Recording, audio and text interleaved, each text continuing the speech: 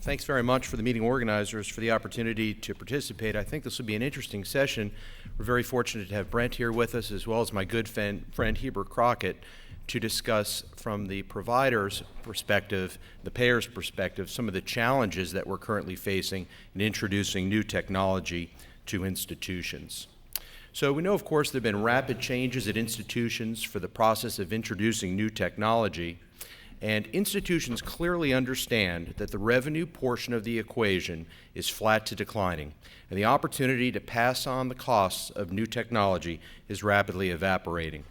So currently at the Mayo Clinic, we're essentially 100% fee-for-service, and the expectation within the next 5 years on our finance committee is that there'll be a dramatic shift towards capitation. The number that we've been discussing is 70% capitated within the next 4 to 5 years. So very, very dramatic change in the way we're reimbursed for services. And really right now we're in a state of semi-controlled chaos where institutions such as the Mayo Clinic and others are trying to anticipate the changes in care delivery, as outlined in the previous speaker's talk as well.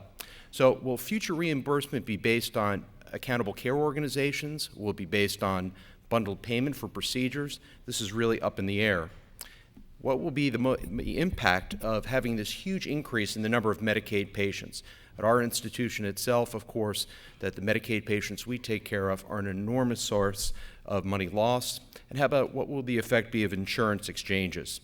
So one impact for sure, of course, that our institution and others are planning on is this decreased reimbursement going forward. So what are the results of this uncertainty? Well, there's significant pressure on device pricing. I'm a part of the group at the clinic that decides the pricing and the contracts for devices, and enormous pressure in that regard now to hold the line or result in price decreases. And other aspect, of course, is my institution as well as others have really become a part of these very, very large purchasing organizations. There's also considerable efforts to limit the number of vendors. That's something that's actively looked at, and also a demand for increasing discounts. And one thing, of course, that we're seeing is that really there's been a part of trying to limit the introduction of new technology, particularly expensive technology. The other aspect we've noted is a very limited view of time in patient care. Instead of viewing this as years, this is viewed as months in terms of looking at monthly expense reports and how do you manage that in that regard. So here's just a couple examples that I thought I'd share with you that highlights this. This is a gal that I helped with. This is a 56-year-old woman. She sustained a proximal humerus fracture. She has significant arthritis, a rotator cuff tear. She has the inability to raise her arm, and she has significant pain. And she was sent in. You can see she had an attempt at a fixation there. This patient has end-stage arthritis of the shoulder. Her rotator cuff is torn, and she underwent a reverse arthroplasty of the shoulder. But the question is, in this young gal who's 56 years old, do we use an advanced bearing surface, such as E1 polyethylene at the time of surgery, which increases the cost of the procedure by several $100s? So what are the positives? We know that wear, of course, is a limiting factor in joint replacement surgery. There's good data that shows there's a 90% decrease in wear in labs with the use of E1, so there's significant promise in the shoulder. The problem is there's no specific data for the shoulder, and it's a $500 increase per case. So do you use the advanced bearing surface, yes or no? So there's this debate going on, the potential for long-term cost savings versus the short-term increase in cost. So I think at the end of the day, the way to think about this, in 2001, the decision maker was the surgeon. In 2012, it's changed rapidly. It's the surgeon, nurse manager, OR manager, and hospital, all who have equal say when new products are brought forward. So the balance of power is clearly shifted, and I can tell you it's accelerating right now, particularly in the light of the number of physicians that are now employees of hospitals. This has changed a lot of the power dynamics. So I think when new products are brought forward, it's critical that you have to appeal to all the stakeholders involved. For the physicians, we want devices and procedures that are time efficient, competitive advantage compared to other groups, and simple reproducible techniques. The nurse manager, who has tremendous influence, she wants to limit the number of systems, so she has to train less people in the operating room and less instruments on the shelf. And for the hospital at the end of the day, although cost and time are important, safety and quality are number one. I'll give you an example. So this is an example of patient-specific instrumentation. I don't know how many of you have heard of this, but there's a trend in hip and knee arthroplasty to be able to make guides specifically for an individual patient. But it requires an MRI or a CT scan, which you typically wouldn't get for a hip or knee arthroplasty. So you have the cost of the imaging and then about another $1,200 or $1,000 increased cost for the guide. So the hospital has to eat that cost outright.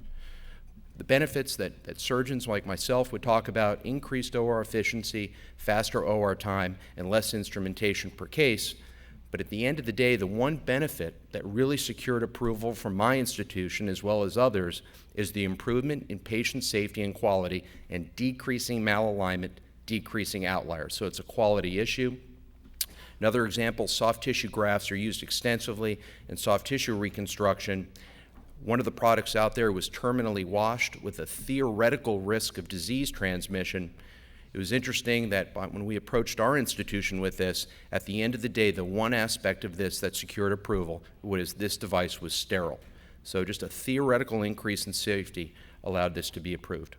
So I think at the end of the day, we clearly have seen the power has shifted. The customer is no longer just the physician. It's all the team members at the hospital. You need to appeal to all the stakeholders and understand the issues that are important to each of those stakeholders.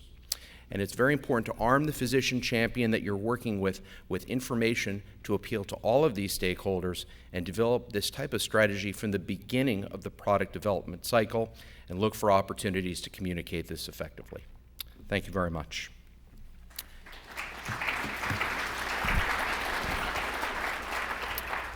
Our next speaker in this session is my good friend Heber Crockett, and Heber is going to give us a different perspective, moving from academic medicine to private practice. Heber.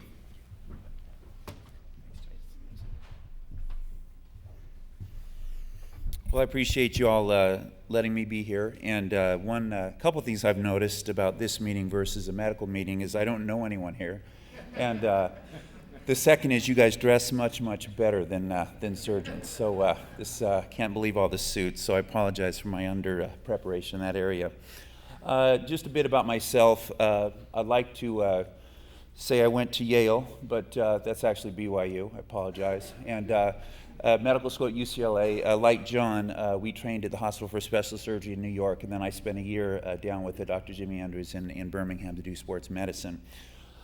John, one of the great things about HSS is that it's a really connected place in orthopedics, and you get to kind of set up your career from there, and it's fun to watch what people do. And in John's case, he went to the Mayo Clinic, as a lot of the guys do, go to great institutions, and I've appreciated watching him succeed there and follow his dream. And I think he's celebrated me following my dream with my clinic in Nebraska. And it's kind of like the Mayo Clinic, but different, and different departments. As a California boy from the Bay Area, we've learned new things about the state. One is that Kearney, Nebraska is 1,733 miles from Boston, and it's 1,733 miles from San Francisco. So if you hate the beach, you should come live in my town. And also there's some cultural changes that aren't in the Bay Area. There's one team that you root for there apparently, and it's an academic institution, so they're very proud of their academics. So, like John, when I started in 1999, life was pretty simple, and you would go to clinic, you would do surgery, you would bill your patients, you'd take care of the people in the OR. And that was 100% of our income in 1999. That's exactly what we did. And I think an average shoulder surgeon, a sports surgeon will do about 150 shoulders, 200 knees, 20 elbows. And my 2011 numbers are a bit higher, they're in red. And our practice has gone very, very well since that time. But what's interesting about our practice is, let's see if this will do this. So in 2012, here's the differences. So like John, I think the landscape has changed. And so we have things now, we have our own building, an ambulatory surgery center, durable medical equipment that we sell through the office, PA services, physical therapy, which we own, imaging, which we own, pharmacy, which we own, itinerant clinics, which we have. And actually, all of these entities now make up 45% of our income in the practice. And so even with a large caseload over here, it's a real important thing as reimbursement goes down to have